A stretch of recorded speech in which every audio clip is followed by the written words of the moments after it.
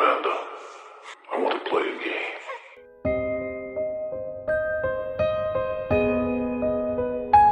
Hey horror freaks, welcome back to my channel. My name is Amanda. As you can see from the title, today it's finally my full review with spoilers of Abigail.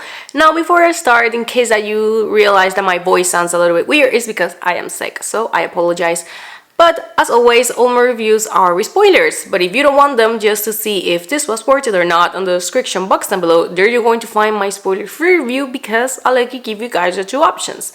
And giving those quick disclaimers, let's get into the video. Now, Abigail follows a group of would-be criminals that kidnap a 12-year-old daughter of a powerful underworld figure. Holding her for ransom in an isolated mansion, their plan starts to unravel when they discover that their young captive is actually a bloodthirsty vampire. To give a brief summary of the story, the film opens with the group kidnapping Abigail. They get into this isolated mansion. They need to stay there for 24 hours until the father pays.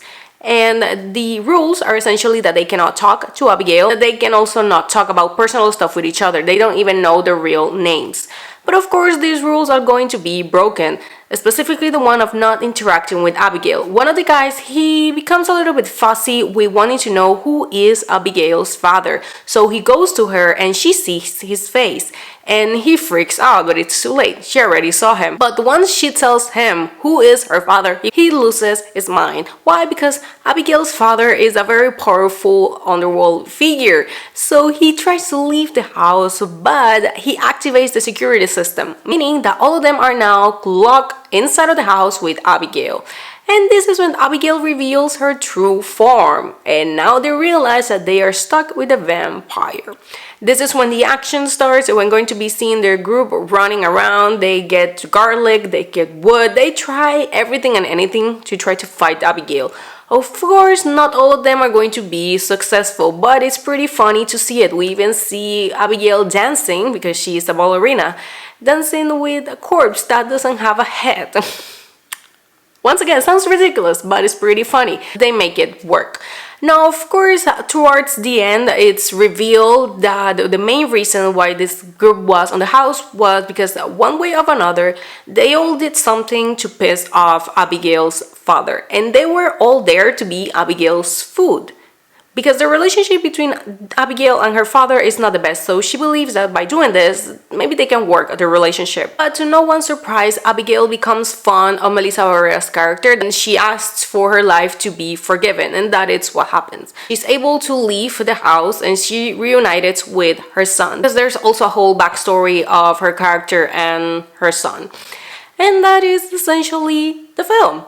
Now, getting quickly into the review, I had high expectations from this film ever since I saw that it was going to be produced by Radio Silence. They are the same guys that did Ready or Not and also the last two Screams. So I had high expectations. They were more than fulfilled. The cast did a fantastic job. Ever since I saw who were the members of the cast, I knew that this was going to be good. We have seen them before, they are talented and they work pretty good together, and for me it even looked like they had fun working on this. So I think that they did a fantastic job here. Of course, there's a lot of blood, a lot of action, and the humor works.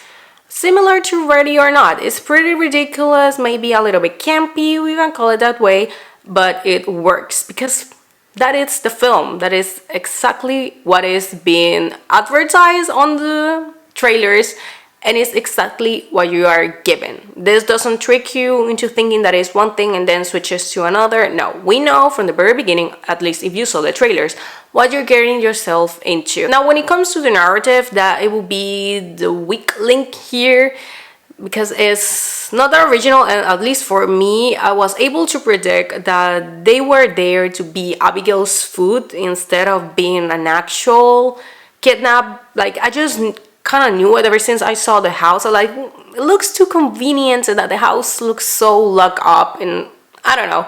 So I made that prediction from the very beginning, and I wasn't wrong, but that still doesn't take away from the fun and also the entertainment, because it's very enjoyable. Is entertaining.